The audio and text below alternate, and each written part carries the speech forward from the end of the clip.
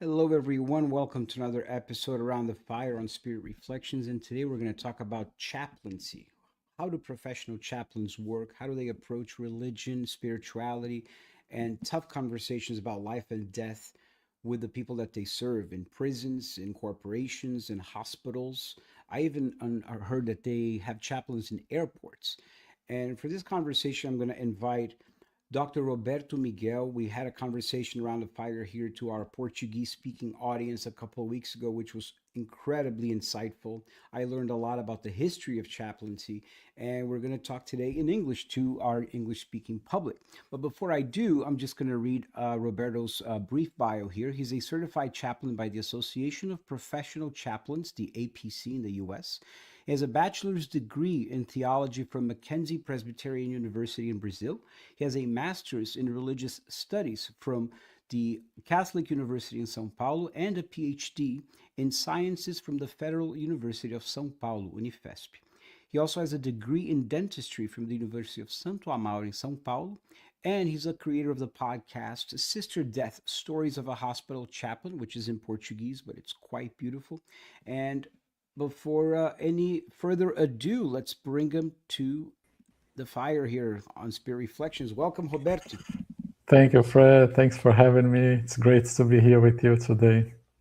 Thank you. So, like we do in every episode, before we actually talk about the topic of the conversation, we always like to learn about the guest, their history, their journey. So, take us back to where you first had the interest in becoming a chaplain and how it all led to where you are today. Wow. I'll have to go back to, I would say when I was in university studying to be a dentist. You said that my first profession is dentistry. And well, I grew up with no religion, with no spiritual practices at all, like many Brazilians are. And you know it. I was baptized in the Catholic Church, but mainly for tradition, because it's part of our culture. Many of us are baptized in the Catholic Church, even though we don't have, spiritual practice, or we don't go to church often. And that was my case.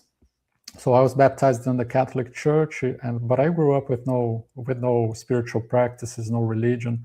My parents weren't church goers, so later in life, and now I'm fast forward to when I was in college studying to be a dentist, I started feeling that something was, missing in my life. Didn't know exactly what was missing, but I started feeling that emptiness, a certain void inside of me, inside of myself, and I tried to maybe fill, that emptiness with different things that didn't really work, like alcohol, food, relationships, things that didn't really work. And because they don't work, right, material things don't work to fill that void that is actually an infinite thirst that we have, that I always say that only an infinite love can fill, right, can Right. satisfy, can quench that thirst. But in fact, I was, trying to use all those strategies to fill that void that I didn't know exactly what was. So I can say that I became sick, developed a illness that is called bulimia, Right. which at that time we didn't really know much about. It's not like today that we have more information. We know what we can do to help people struggling with bulimia.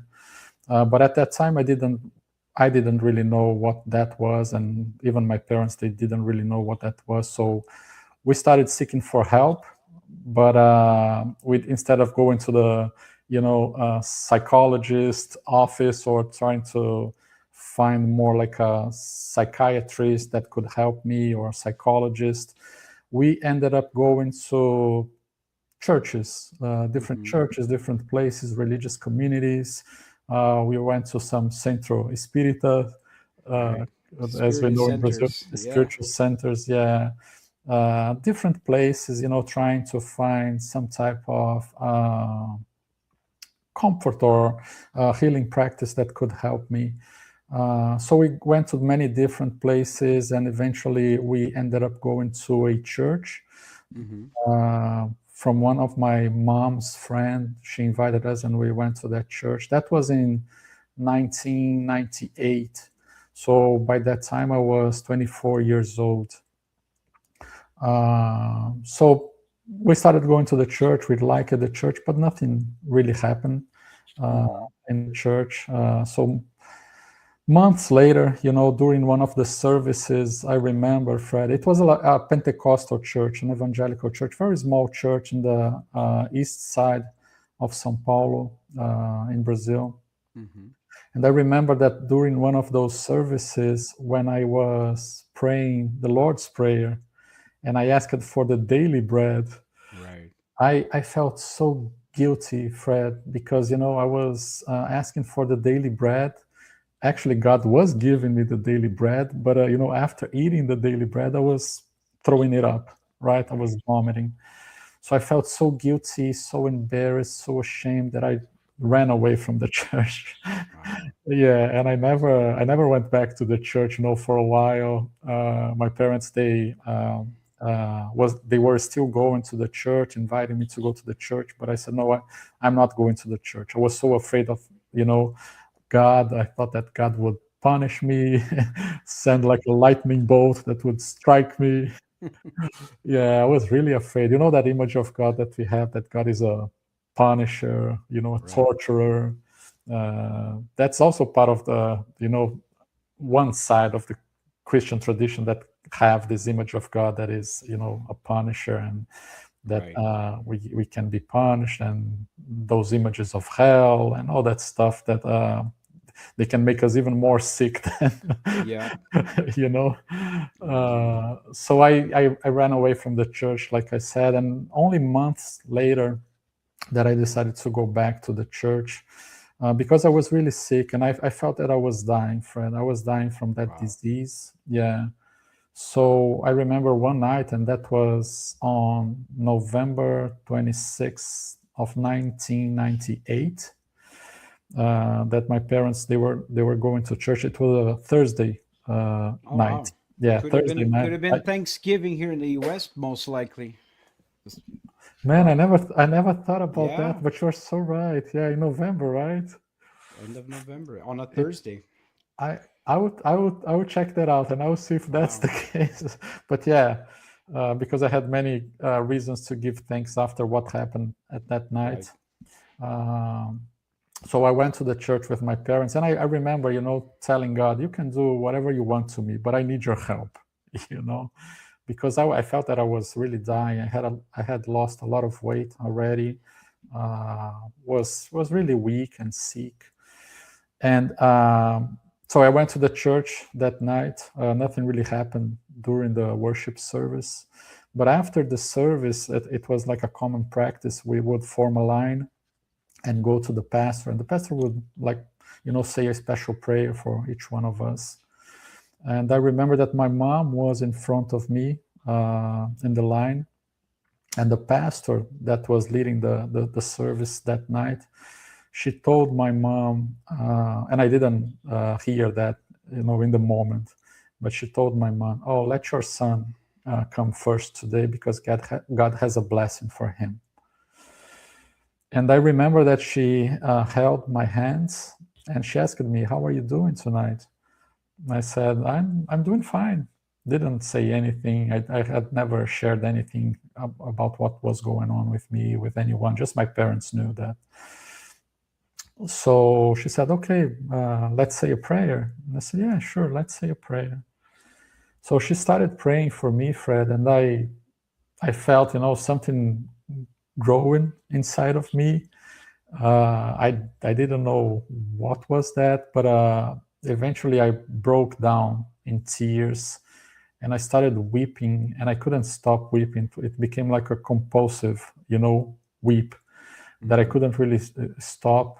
I started sweating as well. My legs were shaking. Yeah. I think in my memory, in my mind, I think that lasted maybe like 5 minutes. I remember that other pastors, they came to the front of the church and also started praying for me.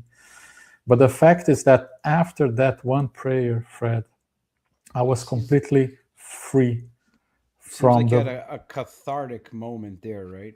Yeah, a cathartic moment. I think everything I was, I don't know, holding inside of myself, all that energy and the sickness, it just came out through those tears, the sweating.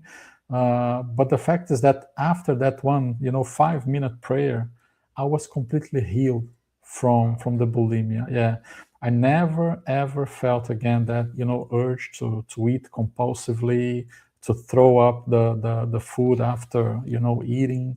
Wow. And of Amazing. course, yeah, that made me fall in love with God. Beautiful. Yeah, I was hoping to find a God, to meet a God who would punish me and torture me, and embarrass me. And then I just ran into this God that healed me and loved me and said, hey, come here, I'm gonna heal you, I'm gonna love you. Wow. So that changed my life, Fred. That changed my life. I started going to church, on a weekly basis. Later on, I was ordained a pastor. Went back to school to study theology. Then I did a master's in sciences of religion. Started teaching theology, but never thought about being a chaplain.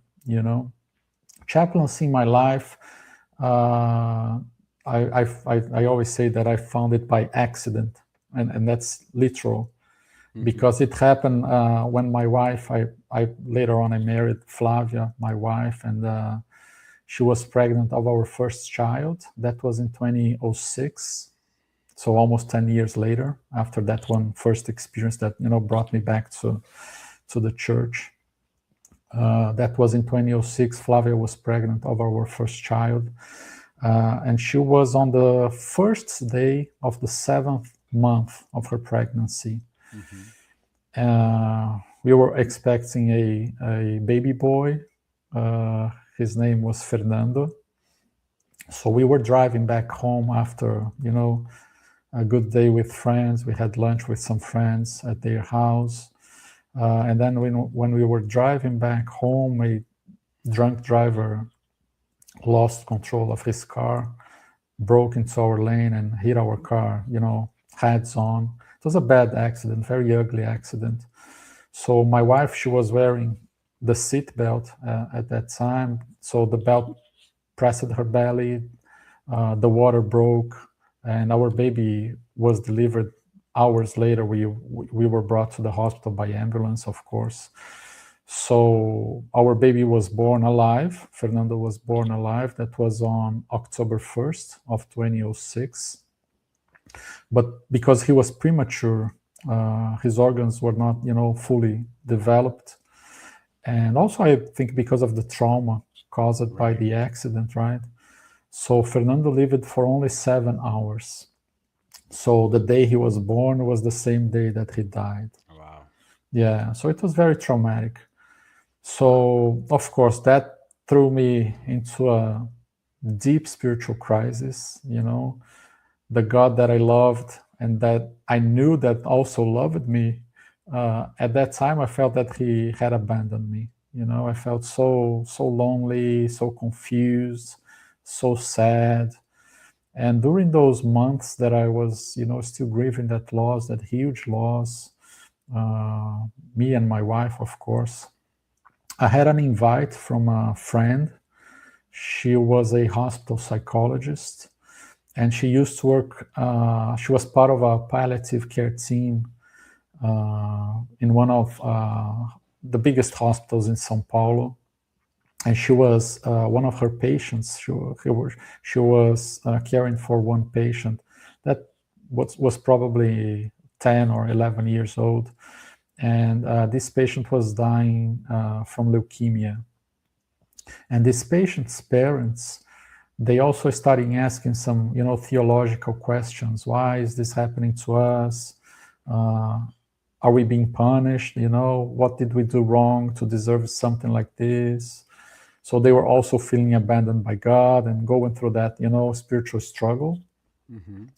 So my friend then the medical team that she was a part of, they couldn't really help that couple, that child's parents with those questions. So knowing what I had gone through, and also that I was a theologian, my friend, this hospital psychologist, she invited me to maybe, offer some help to that family, right? I accepted her invite. I was really feeling kind of ambivalent, somewhat resistant inside of myself, because I was still going through my own process. Right. Still struggling.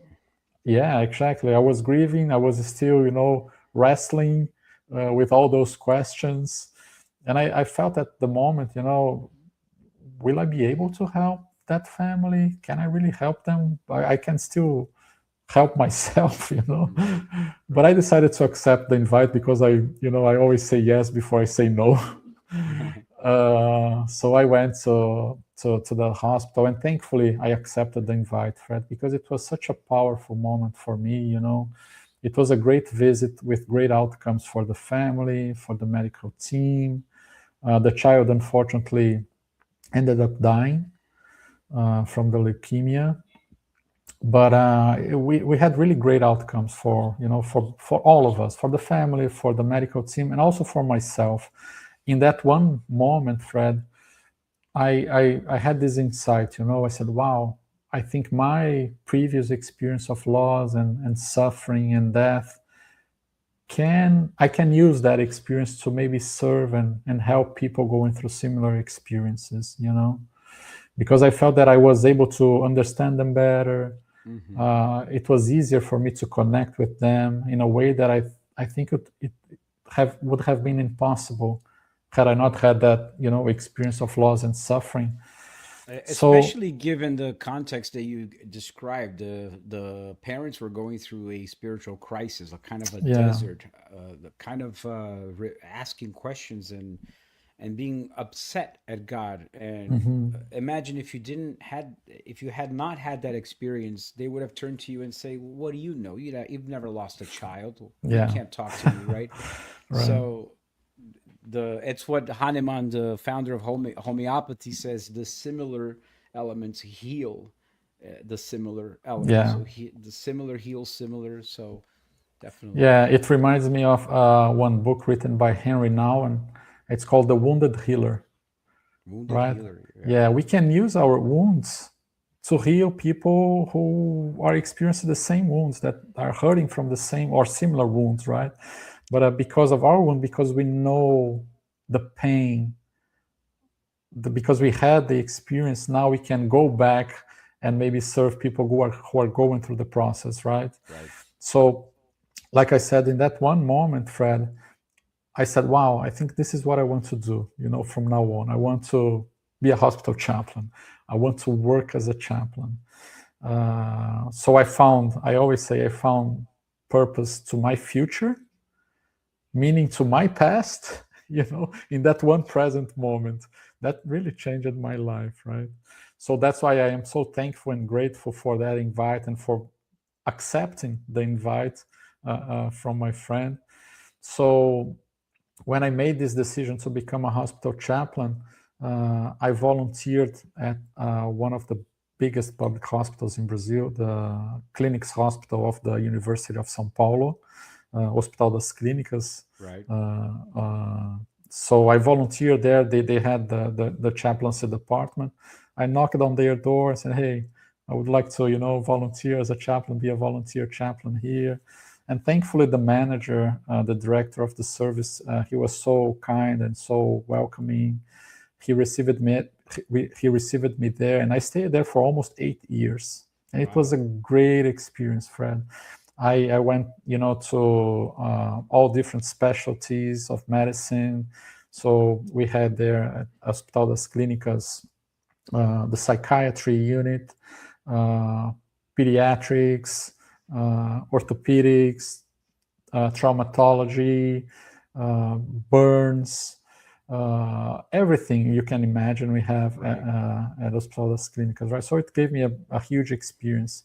But like I said, I was a volunteer there because chaplains in Brazil at that time, wasn't a profession. It was not a profession. I could not, live and bring food to the table being a hospital chaplain. And it was my calling. I really felt that was my calling, right? So I said, wow. And later I found out that here in the United States where I live now, chaplaincy was already a well-established profession. So I said, well, maybe I want to go to the US to become a professional chaplain. So I came to the US in 2017 for the training that is called Clinical Pastoral Education, CPE, which is the training for whoever wants to become a professional chaplain. So after 1 year, I completed the training, which is similar to a medical residency. So 3 days a week, we see patients in the hospital where we are assigned to. And then 2 days a week, we discuss our cases in class with our supervisor and our peers.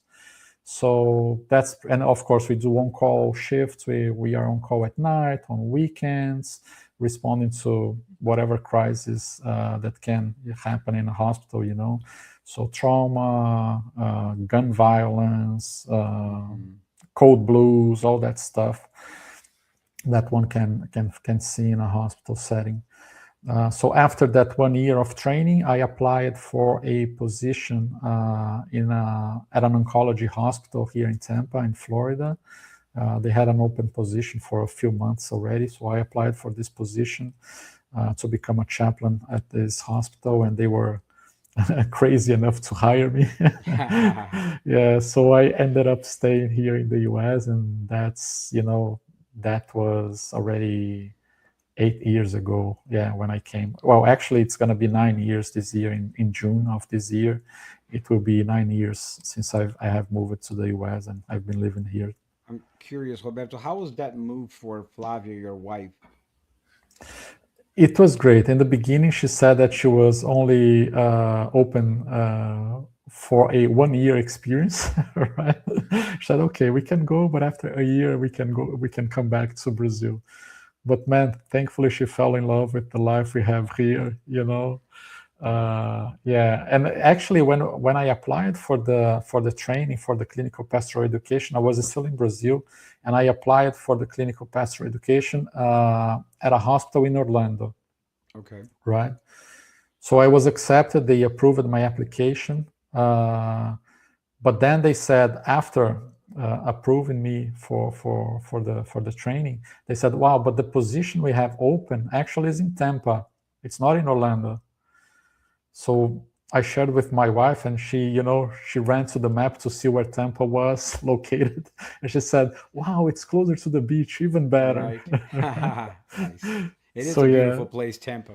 Tampa. It is a beautiful place. So we've been living here in Tampa for almost 8 years now, almost 9 years actually, and we fell in love with the city. My wife and my daughter. My daughter was 9 years old at that time. Now she's 17, going to college next semester, and she adapted really well. She already has lots of friends here. We are really well adapted to the city, to the country, to the culture. It's been a great experience, friend. Roberto, one of the things we talk about in the channel here in English is the spiritual crises that we seem to be going through as a nation, as a people, culturally, and how, as a chaplain, do you address when somebody is going through a spiritual crisis, but in the sense of like a mental health perspective? They're maybe in the psychiatry ward, or they are admitted because of any type of diagnosis or symptoms of bipolar disorder, schizophrenia, hallucinations. How have you experienced those types of interactions with those patients as a chaplain?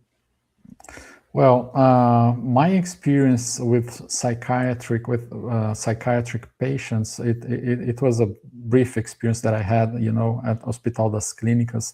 But the beautiful thing about chaplaincy, Fred, is that we are one member of an interdisciplinary team, right?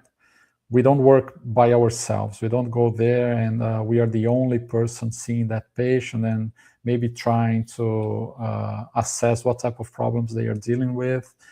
what type of illness they are, experiencing. So we are a part of an interdisciplinary team in the hospital where I work. So we have a psychiatrist, we have physicians, we have APPs, the physician's assistants. So we are all trying to come to a consensus of what's going on with that patient, right? Got it. We know that mental illness and spiritual struggle, they are in many situations interconnected, right?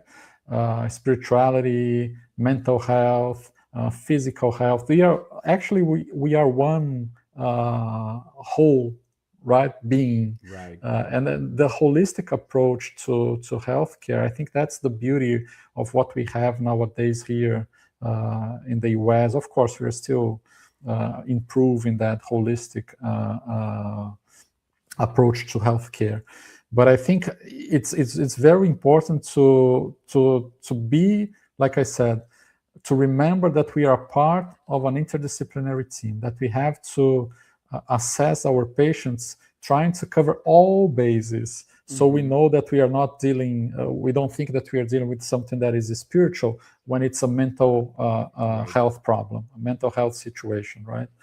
But of course, I think like in my case, Fred, there are things that are really spiritual, Right. that I think we all have. We are spiritual beings, right? Having like Teilhard de Chardin would say, Right. we are spiritual beings having a human experience. Right. So it's important that we nurture our spirituality as well. We cannot think that everything, all our mental problems, our struggles when it comes to our emotional well-being are just related to our psyche. Like it's also related thing. Yeah. It's just a biological thing. It's also spiritual, and it's important that we have that perspective as well. Yeah, and how do you bring that dimension with people that you approach in situations like a hospital where they have absolutely no attraction to any religion, no history of any spirituality, and sometimes they're even hostile to religion? Oh, that's a great question, Fred. And I think in your introduction, when you were talking about our program today, our session today, you made a distinction between spirituality and religion. Right. Right. So spirituality is a pretty broad idea, pretty broad concept. And we have this distinction. It's an important distinction that you made, which is also a distinction in healthcare. We understand spirituality as distinct from religiosity. So when we think about spirituality, and like I said, it's a pretty broad concept. We have multiple understandings of what a spirituality is. But in healthcare, years ago, many healthcare professionals tried to come to a consensus around this idea of spirituality, and this is somewhat the definition that they came up with. They say that spirituality is the way individuals seek and express meaning and purpose in life, and the way they experience their connectedness to themselves, to others, to nature, to the moment, and to the sacred, right? So we are talking about a dimension that is linked to meaning, purpose, and relationships. And the beginning of that definition is to see the way people seek and express meaning and purpose, right? So we are talking about meaning, we are talking about purpose, we are talking about relationships. That relationship with the sacred can take us to the universe of religions, right? But not necessarily. For many people, they find their spirituality linked to their relationships with nature, with other people, with their loved ones, with what brings meaning to their lives. It can be their work, it can be whatever, whatever brings meaning to their lives. So when we are talking about spirituality, it's important that we have this broad, wide concept in mind, right? So they don't need to have religion to benefit from a chaplain visit, because we are spiritual care providers, right? We are not necessarily talking about religion. Now, if they have one religion, then we can also understand their beliefs, their values that they find on those religious traditions as important resources that they have within themselves that can help them in times of suffering, in times of when they are dealing with a life-threatening illness like cancer, for example. So it's important that we have this distinction in mind, right? Right. Spirituality and religiosity are different things. Because I think historically the figure of the chaplain was more associated with like a minister or a pastor, a priest who would administer the final blessings, the final rites before they pass away, in the hopes that the patient would be saved in the afterlife. There's still time. In the 11th hour, please, minister, pastor, come and save my soul. Let me confess my sins to you, so you can help me cross the bridge into the afterlife. But that's not what chaplains are about. It could be, I guess, you can find yourself perhaps in that situation in front of a patient, but that's not your purpose, right? Exactly. And I think it's, it takes us back to the early history of the Christian tradition, where we find the origin of the term chaplain. Right. I was going to ask you about that. It's a wonderful definition. It's pretty much associated with the Christian tradition in the beginning, right? So we are now going back to the 4th century in France, when a man named Martin, he was a Roman soldier at that time, that later on he converted to Christianism. So he was, riding his horse, and he saw this beggar on the street. And then Martin decided to share his cloak with the beggar, who was feeling cold. So that part of the cloak that he shared with the beggar to cover the beggar, on that cold day, was later on enshrined, consecrated as a sacred object. So the person responsible for guarding that part of the cloak later on became known as the chaplain, because cloak in Latin is capella. And the person responsible for guarding the cloak, the capella, later on became known as the capellan, or the chaplain, right? So it's associated with the Christian tradition, but that was in the beginning. The cape, I guess you could say in English too, right? Yeah, the cape, exactly. It can be the cape capella, right? Which is the Latin term for cape. And the capellan, and I just visualize Batman, Superman, and all of these superheroes. All of them have a robe, have a cape. Whatever, that just popped into my head. Sorry, go ahead. No, yes, no, that's great. But nowadays, in our modern contemporary world, where we don't have only one religion, we have so many different religions, so many different expressions of spirituality. And there is a growing number, actually, nowadays, of people who consider themselves to be spiritual, but not religious, right? So now we have this distinction. That's one of the reasons why we have this distinction between religion and spirituality. So we live now in a more plural, diverse world, right? Where when we go to the hospital, we find people from all these different traditions. We can find Christians, Jewish people, Muslims, Buddhists, people who consider themselves to be spiritual but not religious, and even atheists. So now chaplaincy chaplains care for all those people from multiple traditions and no traditions at all, right? So chaplaincy had to adjust to this time that we live nowadays, and also this diversity, this plurality, also affects chaplains. We have chaplains from all different traditions as well. We have Christian chaplains, we have Muslim chaplains, Buddhist chaplains, Jewish chaplains, humanist chaplains, atheist chaplains, because it doesn't really matter who the chaplain is. What matters to chaplains is what the patient brings with them, who the patient is, what they bring with them, what their beliefs are, what gives meaning to their lives. That's what really matters to us. When we go into a patient's room, Fred, whatever beliefs we have to check that at the front door. Right. Yeah, Right, because I think it may sound like what I'm going to say comes out of total ignorance, but I guess I'm bringing this up on purpose to be educational, because it's not like I'm sitting there in a hospital bed and I have the thirst and the desire to speak to somebody about spirituality, end of life, and crises, and then they just hand me some staff. So a nurse hands me a menu. Yes, we have an atheist chaplain, a Jewish chaplain, a Catholic chaplain. Which Yeah. one would you like to order? It's not that, right?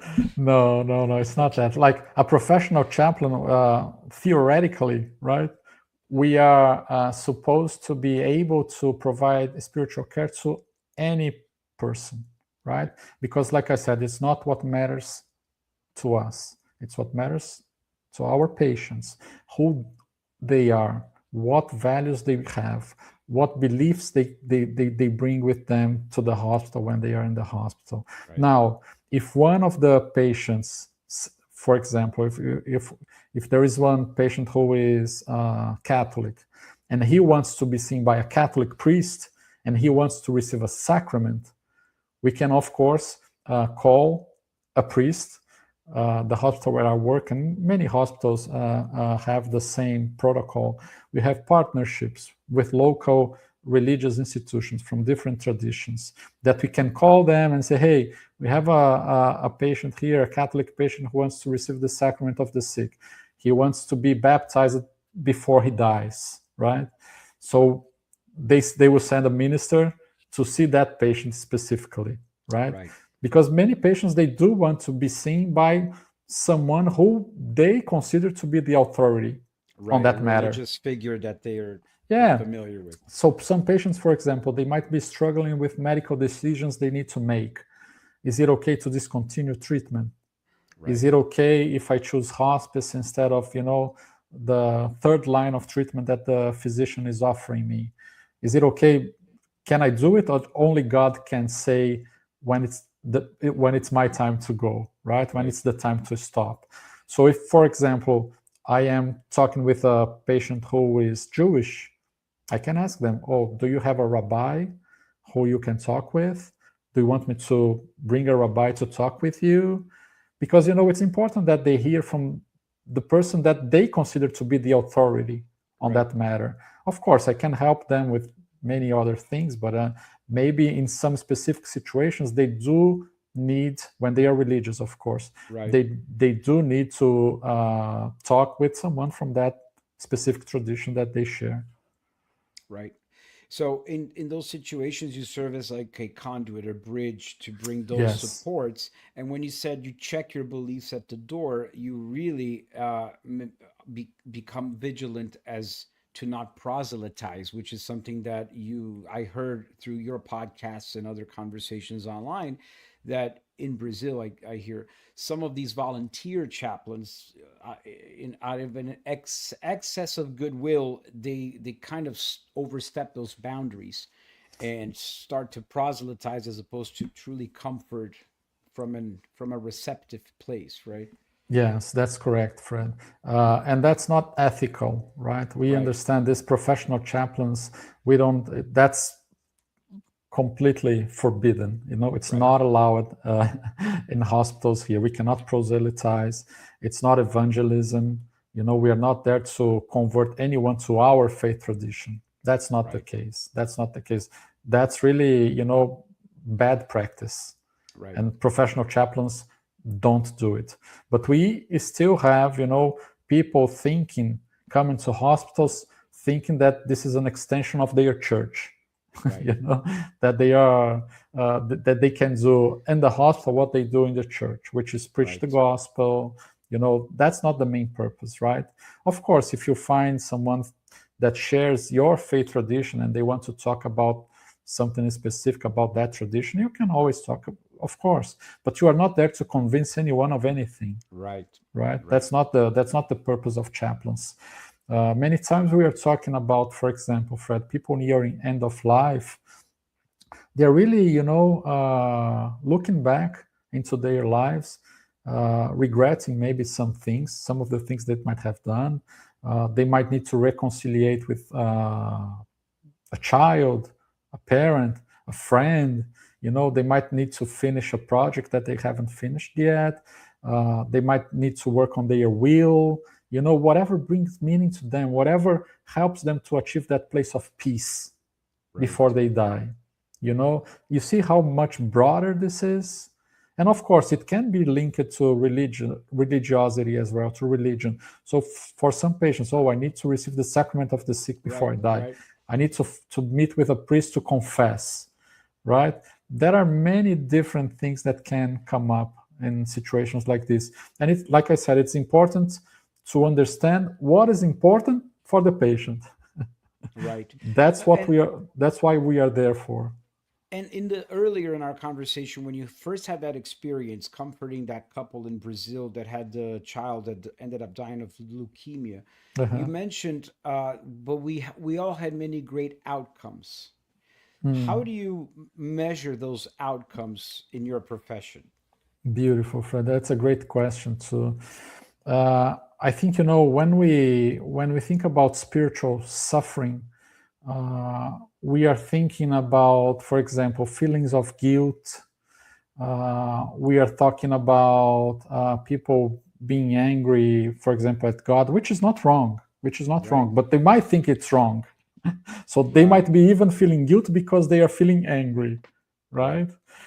Because it's part of the grieving process. When we are grieving, and that's something that Elizabeth Kubler-Ross, that famous psychologist, you know, who described the stages of grief, she said that when we are grieving, when we are nearing the end of our lives, we can experience sadness, we can experience anger, depression, we can bargain with God. And later, the last stage would be acceptance. And that's when peace comes. So I think when we are talking about great outcomes, when we feel that people are now, after our you know, the care that we provided, they are now more at peace. I think that's a great outcome. And that was the case for that family.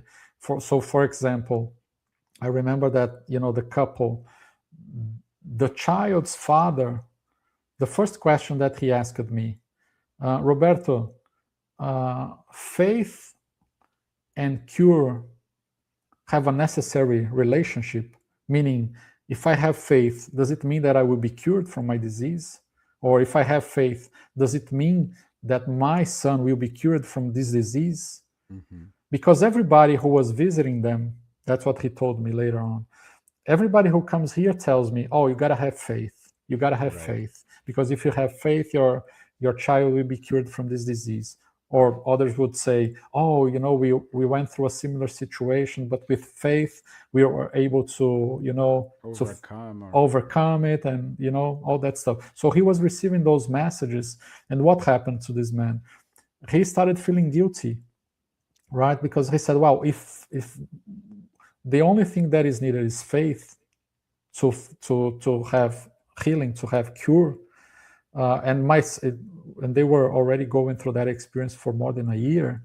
And if it hasn't happened yet, maybe that's because I myself don't have enough faith, right? So he started feeling guilty because he didn't have faith enough to cure his son. Right. So in that situation, I was able to reflect with him on this idea of faith, which is not a tool that we will use to fix whatever problems we have in life, right?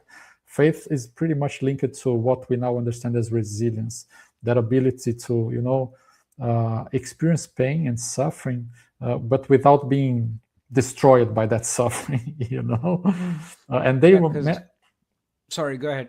No, yeah, and they were going through that experience for more than a year already. And the man was still there, believing, waking up every day, staying with his child in the hospital, every day, trying to do whatever he could do for better outcomes, right? Which would, in that case, would be curing his son, of course. So I said, Yeah, man, if this is not faith, I don't know what faith is. right. Because in that situation, it sounds that like there is a little bit of in his head, a little bit of a bargaining with God. The more faith I have, the Yeah, outcome I would expect as a negotiation here is that you yeah, cure my son. So I do this, you give me this in return, right? yeah. And that was the message that he was receiving from other people, Right, right? So, and when he was trying that formula, and that wasn't working, he said, well, maybe I'm not doing it right. right. Maybe I am the responsible for, not seeing good outcomes here in this situation. So when I talked with him and we had this opportunity to reflect on faith, then, that the guilt part, the feelings of guilt that he was carrying with himself, that subsided. Nice. And that's a good outcome. Right. Okay. That's a Got good it. outcome. For the mom, Fred, the mom was really struggling with the fact that, okay, my child is 10 or 11 years old. I know what they need. I know how to care for them. Now, if they die, who will take care of them? They are defenseless. I'm saying they here, not to, reveal the gender of the patient. But that was her main concern.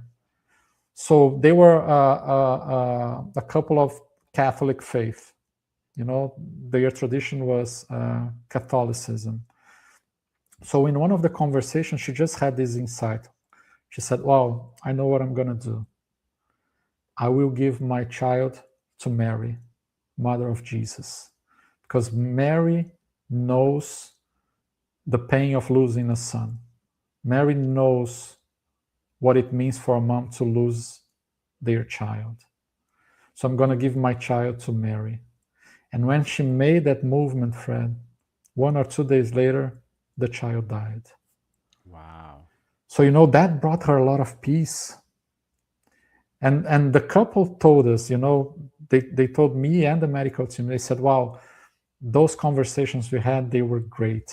It doesn't mean that they won't be sad, that they won't grieve the loss of their child, but what means is that their grief will carry less suffering, those extra layers of suffering, the guilty part, the struggle trying to figure out where my son is right now, where my child is right now, who is taking care of him, who is taking care of them, that part went away.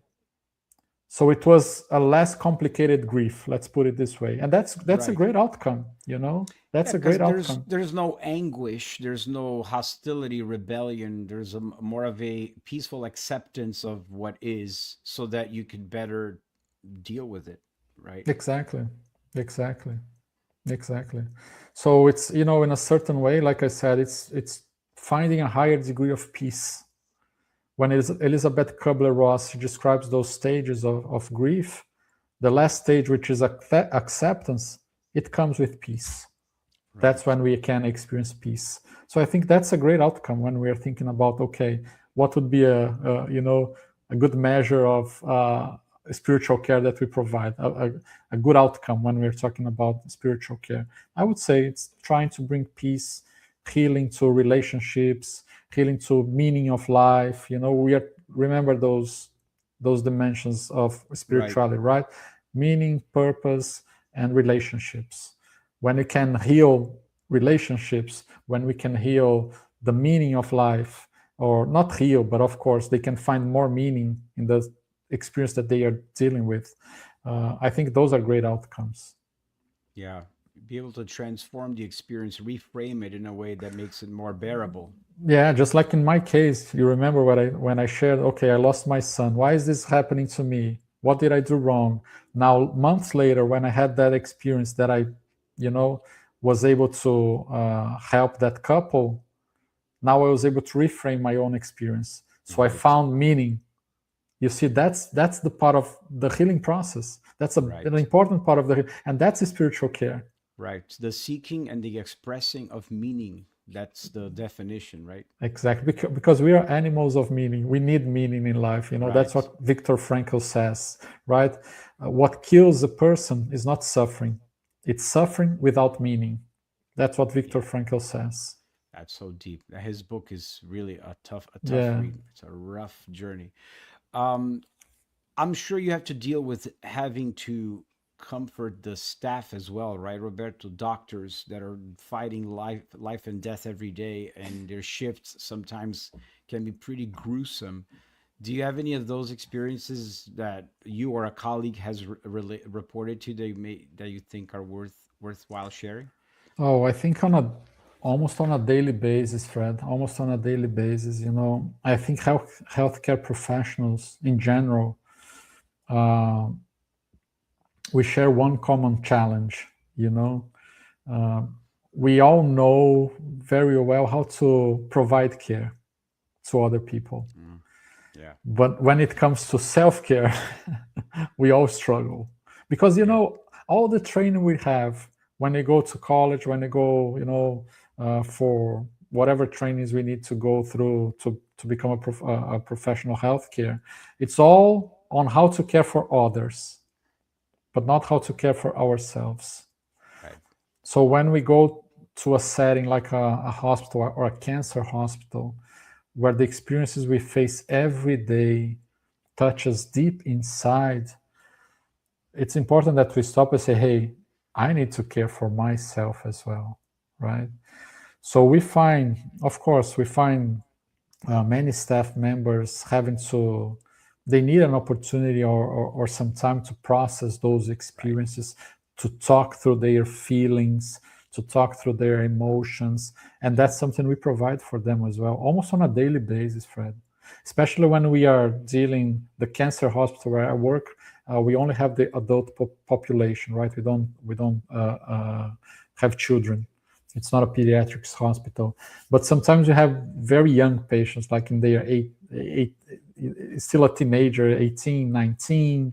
And that's when I see the medical team really struggling, parents at bedside, grieving, angry. That's really hard to see. And all professionals, the staff members, they really need some time to process those emotions, to process their feelings, to talk about it, to sometimes even to cry, to leave the room, to go outside.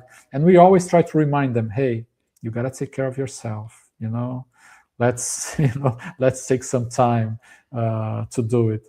And of course, in the moment, sometimes it's not possible because they have other patients as well, right. And they sometimes they say, Roberto, not right now. I can't go there right now. I said, okay, but you will need time. Remember, you will need time to go there eventually. The experiences you're relating to me are bringing up some images of hypotheticals in my head that I wonder if you could maybe clarify here as a hypothetical. I imagine if I'm in that hospital, in that situation, and I turn to you point blank and I go, Roberto, what is the meaning of cancer? What is the spiritual meaning of this cancer? Why can't we fight it? Why can't we heal it? What would you do in a situation like this? Well, Fred, I hear so many questions that I have no answer for.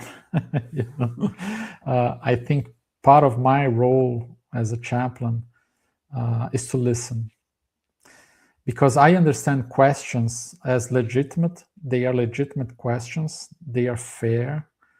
And they are many times expressions of feelings like anger, like confusion, like sadness, and we have to just, welcome the questions and stay with the questions instead of trying to give answers to those questions, and validate the questions. I validate the questions, I validate the questions. I normalize them. I normalize the feelings that are, behind the question that are being asked, and I think that's great. We don't have to, there are no really answers to questions like this, Fred. So, but just being able to normalize those questions and not come with, those platitudes, those Right. shallow answers. Oh, the meaning for this is that, Everything happens for a reason. those platitudes that they don't really help, There are Fred. no coincidences. I mean, Yeah, yeah. yeah. So answers like that, they don't really help. I think part of our struggle, and I think that's for all of us, not just for chaplains. We have to be comfortable with the discomfort. We have to be comfortable in the presence of those who are mourning, of those who are grieving, of those who are asking questions that we have no answers to, right? And that's part of the process. I think silence in many situations is much more effective than answers. Right. Right. But just letting them know, hey, I struggle with that too. You're not Right. alone, and letting them express their feelings, letting them ask their questions, talk through their feelings, talk through their concerns. I think that's already excellent spiritual care, Right. friend. Because not many people can be there, not many people can be silent. Most of us will try to answer those questions, like you said, with those, superficial platitudes, answers that they don't really bring any comfort to those who are asking the questions. Right. No, and as a chaplain, you did mention this in our Portuguese conversation. There is a type of intake form that gives you a bit of a frame of reference about your patient, as far as their religious beliefs and history of spirituality, that you maybe can use as a starting point for a conversation like this, right? Oh, absolutely. Yes, we do have in healthcare, we do have some questionnaires.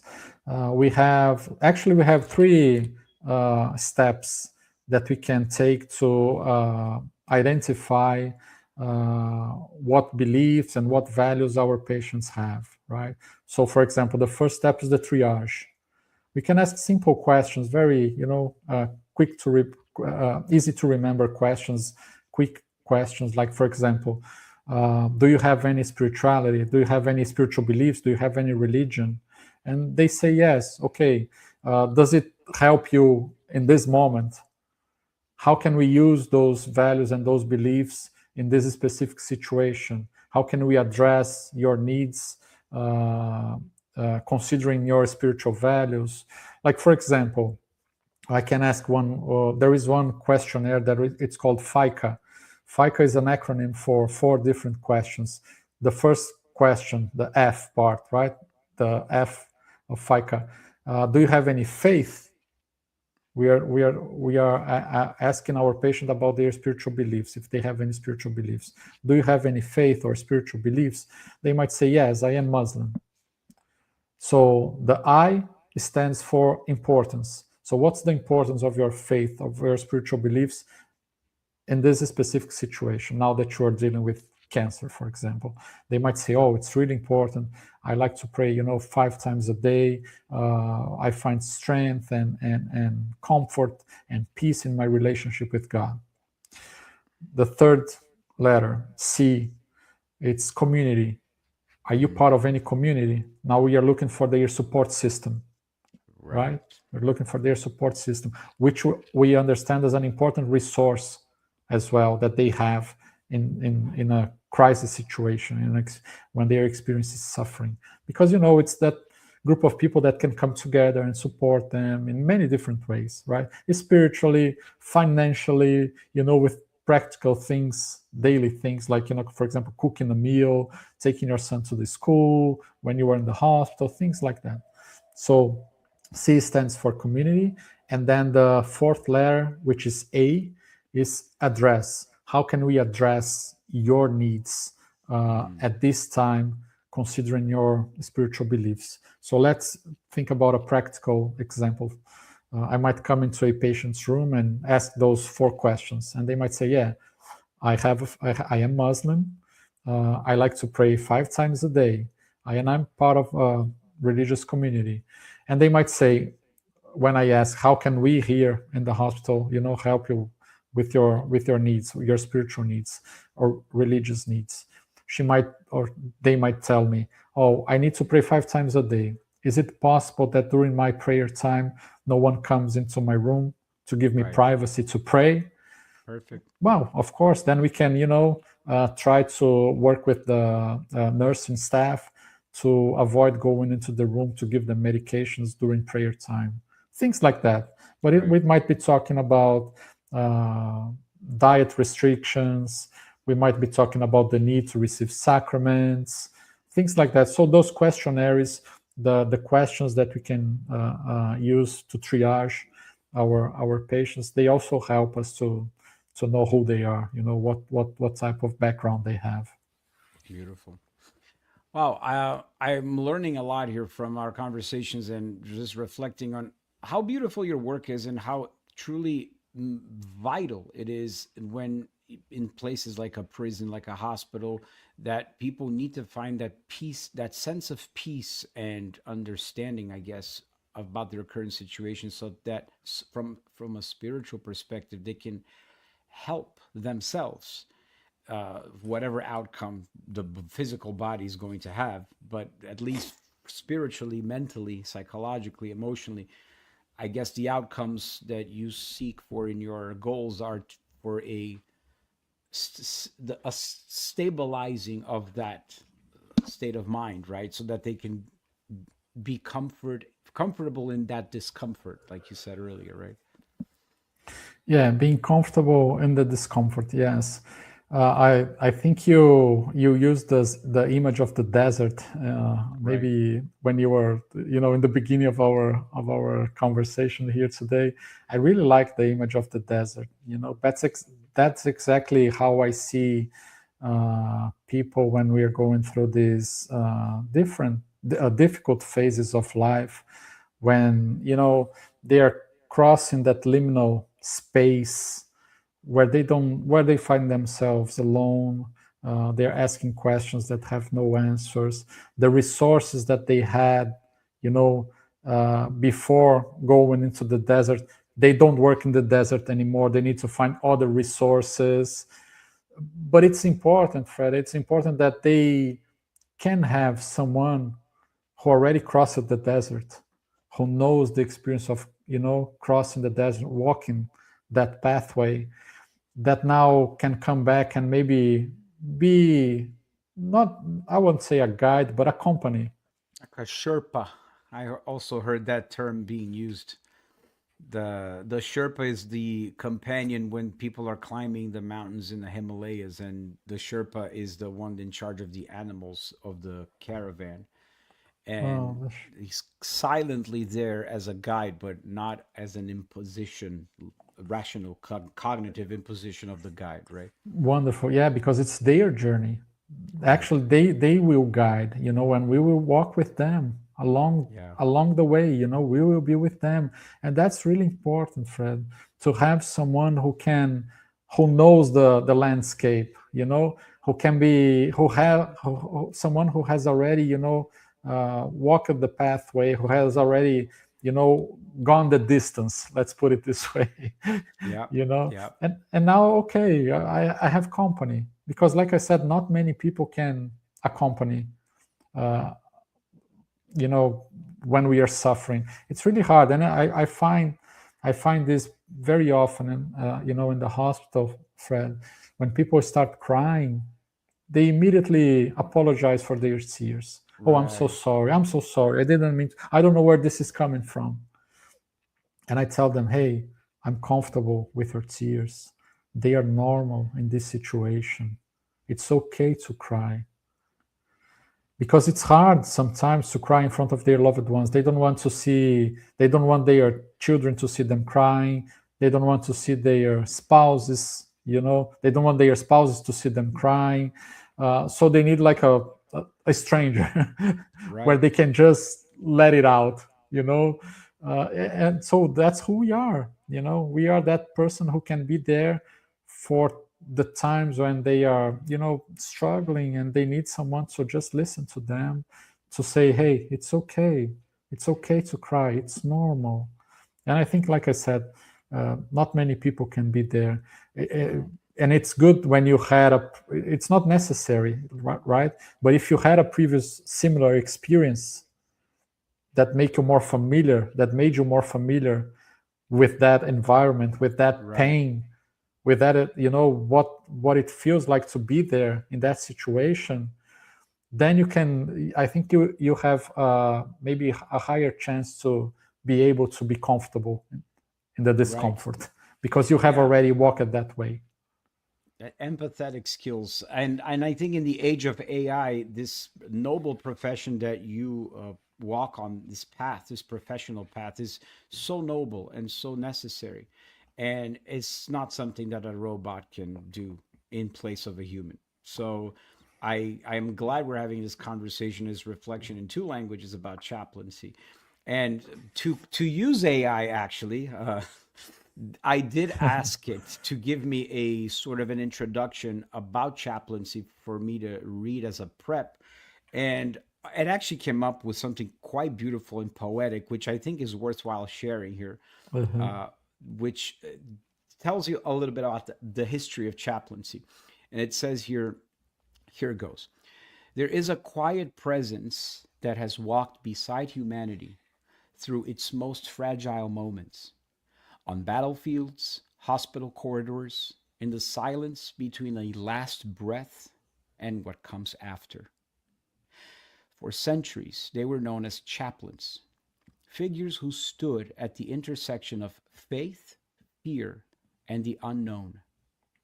Their story begins in times of war, where, amid chaos and uncertainty, they offered no answers, but presence, a steady voice, a listening ear, a reminder that even in the darkest hour, one is not alone. Over time, that presence left the battlefield and entered the intimate spaces of human vulnerability: hospital rooms, hospice beds, moments of grief, doubt, revolt, anger, and deep questioning. And something beautiful happened. The chaplain was no longer just a representative of a religion, but a guardian of meaning, a witness to suffering, a companion in the search for peace. Today, chaplaincy transcends doctrine. It becomes a space where all beliefs, and even the absence of belief, are held with dignity. I think that that's so cool. My goodness, that's a Isn't wonderful it? summary to our conversation here, Yeah. right? That's pretty cool. I want you to share with me. I'm going to put it in the description of the video because That I is thought it was. beautiful. See, thank you, AI. You are useful for certain things. That was great, Fred. That was really great. Yeah, I think that's a I, great summary of our profession, of what we do. You use the word that is essential: presence. yeah, Presence. that's it. In a world of so many distractions, presence is ever more vital and Oh, nurturing. agreed, indeed. So I want to thank you so much for spending some time around the fire a second time around, this time in English, and for offering your light, your experience, your sharing your journey. And I hope that this inspires people that are in a moment of transitioning between careers or looking for a new professional path to consider chaplaincy, because if you have the most basic human skills of emotional intelligence, or you want to develop those further, it seems to me like this is a great place to expose yourself and train under, right? Yeah, Terrific. thank you so much. It warms my heart, Fred, to be here around the fire for the second time. It Beautiful. warmed my heart first time, second time today. Thank you so much. Wonderful. Yeah, Wonderful. it's a pleasure. Wonderful, guys. And I'll see you around the fire in the next episode. Please make sure to like, subscribe, and forward this content to people you think are going to find this useful. Roberto, don't go anywhere. I'm going to close the episode. Goodbye, everyone. Till next time. Thank you.